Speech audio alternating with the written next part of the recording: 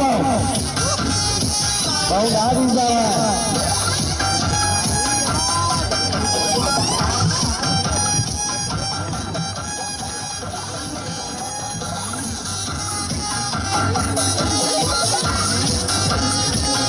Đội hình của áo Barcelona và áo số 7 là Slavia là một quân vệ cánh là một洗手呢？洗手，左狗去翻译队。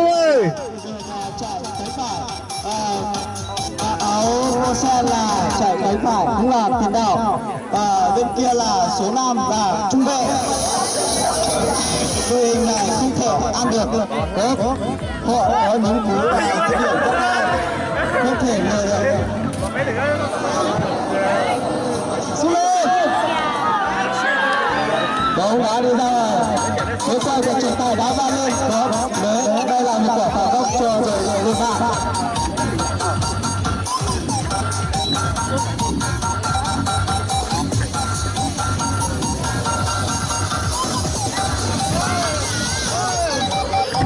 Bóng được chiều rất hay và bóng đá đi ra ngoài phía của trọng tài đá văng lên.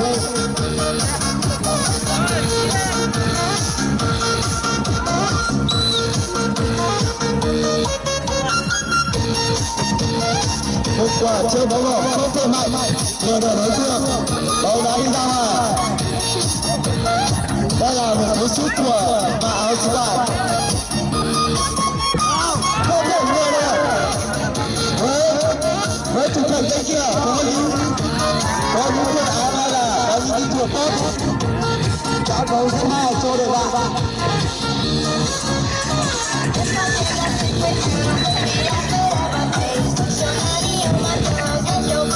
Một số ra bóng đá hết ra ngoài.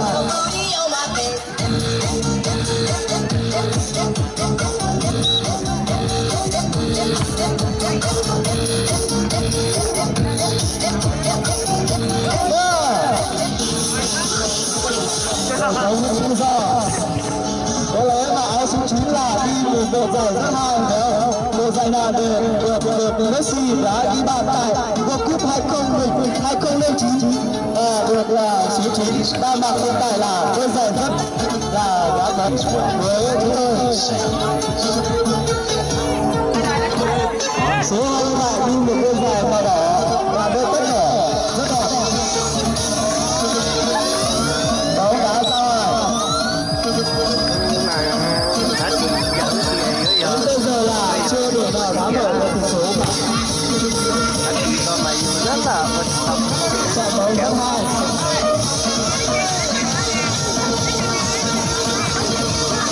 Bóng đá ra ngoài.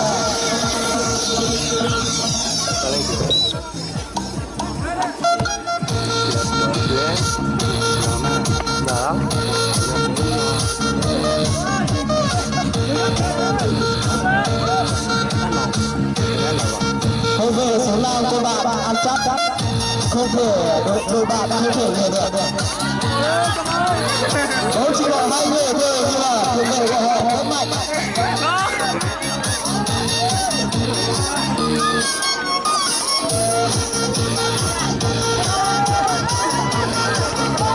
Bóng đá ra ngoài.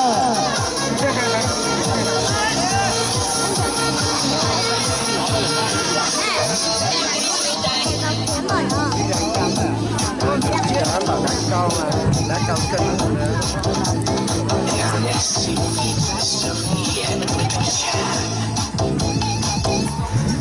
Đây sẽ là một cú sút bóng lên của thủ thành bên kia.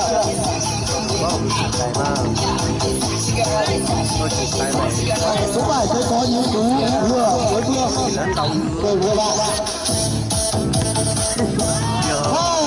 Nhưng mà số 27 cũng không để ý lắm. Bóng đá đi ra ngoài.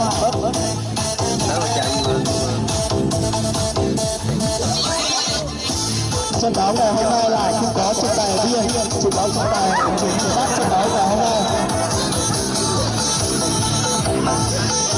Bóng đá đi ra ngoài.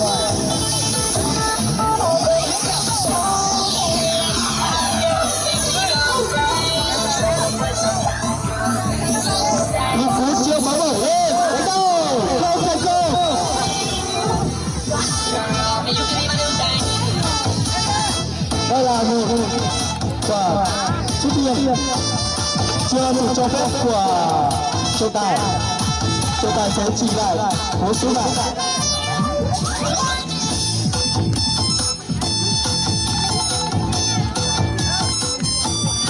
Chọc khe bóng đá bay ra ngoài.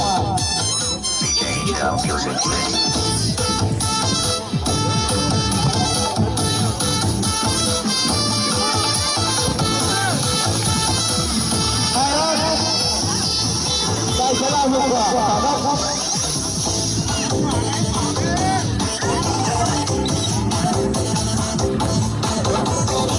Số 7 đã trả bóng không thành công.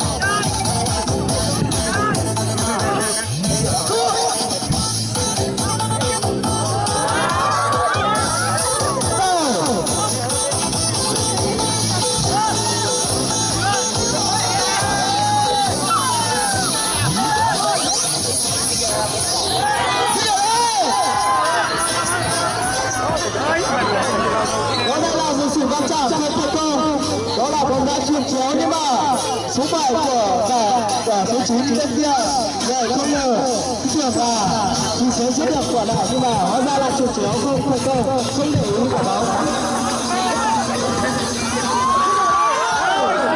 Chơi thật sai với tuổi bạn thủ môn này rất xuất sắc đã để ý bóng trước và không thành công.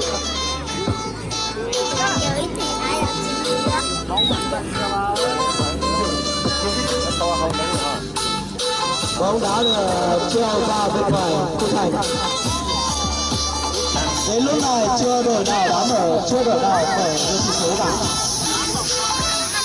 Có lẽ hai đội thi đấu hết mình và xuất sắc.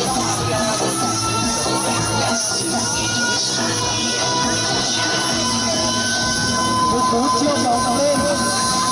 Lên đây.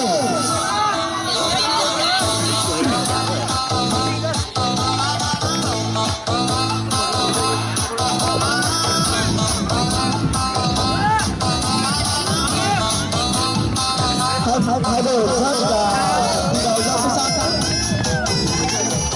Tranh bóng rất ác liệt. Một cú là bóng ra ngoài.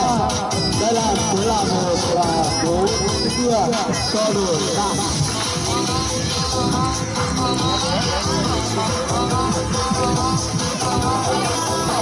Bóng đá đi ra ngoài và chơi rất cao. Không thành công.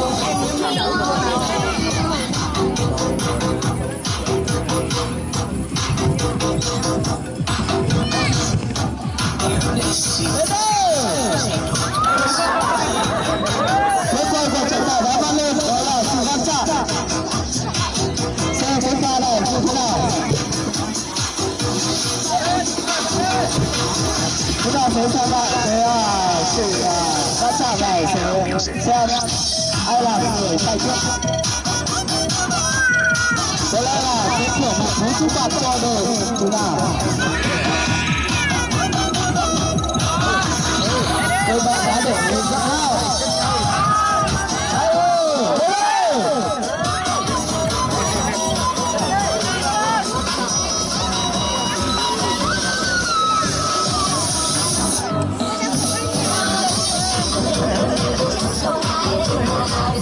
Đây là nổ quả bóng phạt từ đá biên lên cho đội bạn. Trường bóng không thành công. Bóng đá đưa ra ngoài tiếp.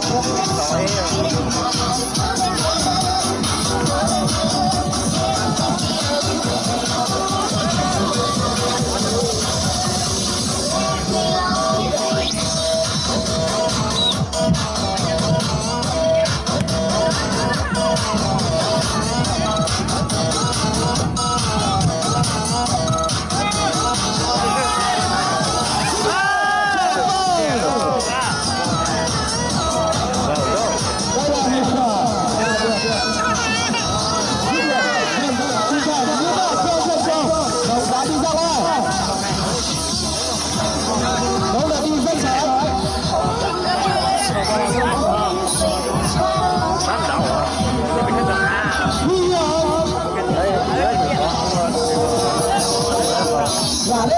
lẽ cộng đồng chặt chẽ đấy các bạn ơi